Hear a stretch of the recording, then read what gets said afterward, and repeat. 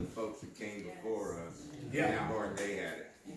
My great grandfather was a Buffalo soldier.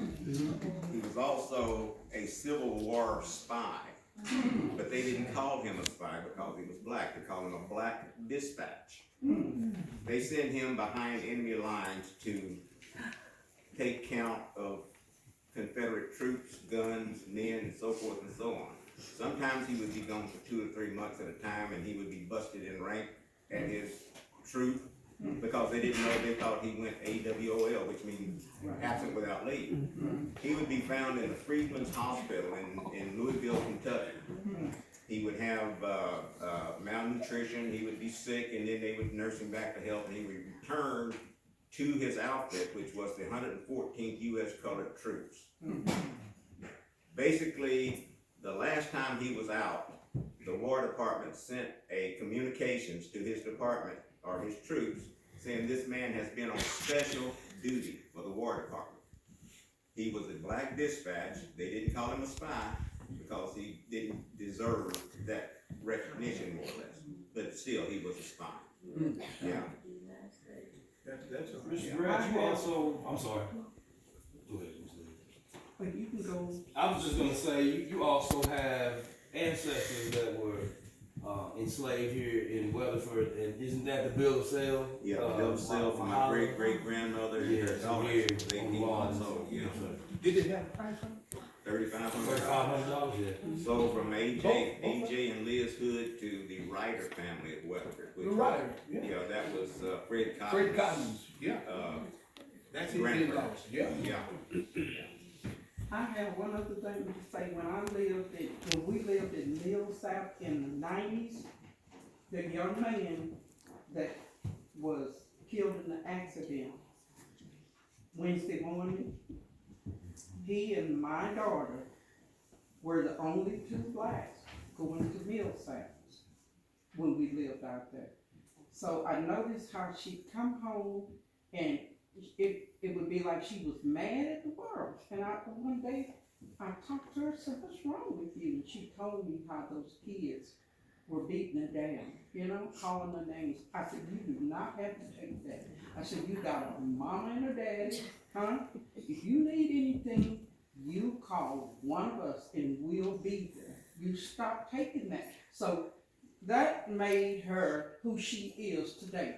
And I was talking to she and Henry on the phone last night, the 3 of us, and I asked her about that. Because I thought about Jason, who just had an accident and got killed.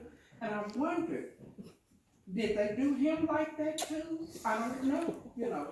That might have been why he was like he was. I don't know. But I know I talked with patients. I said, you do not have to fake that. You got a mama and daddy. You call us if you need us. So she told me, said, yeah, I didn't know it till last night. She said, Mama, after you told me that, I started kicking B-U-T. I said, what? She said, yes, I did. So she never got in a fight at any time. She never bothered anybody, but it made her who she is now. In the back? Oh. Yeah. Hi, I'm Karen Smith, and I just wanted to say how lucky we are to have y'all here.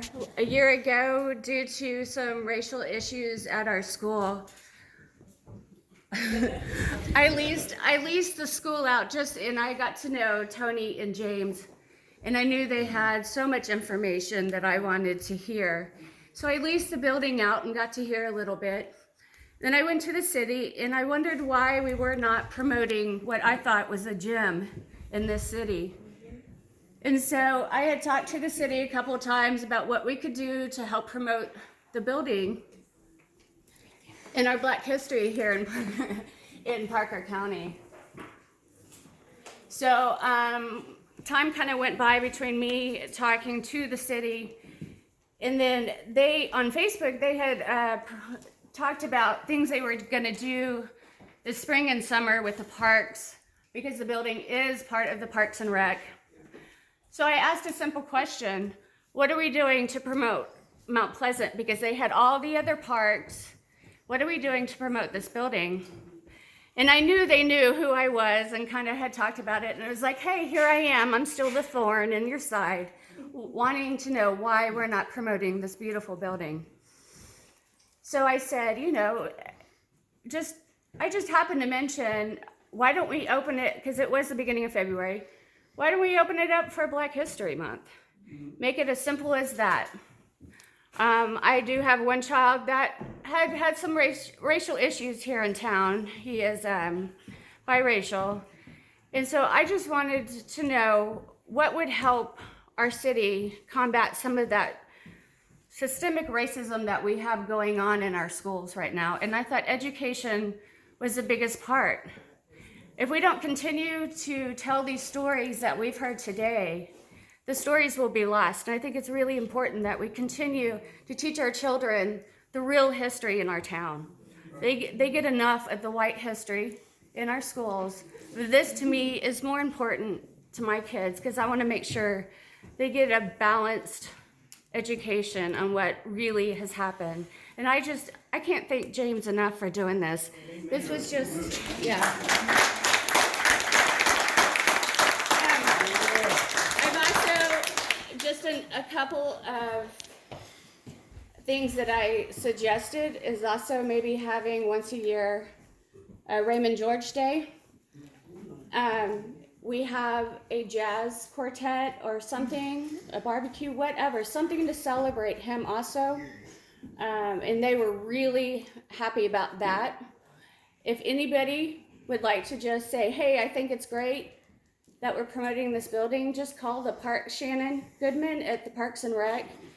And the building is free to lease out for the month of February. So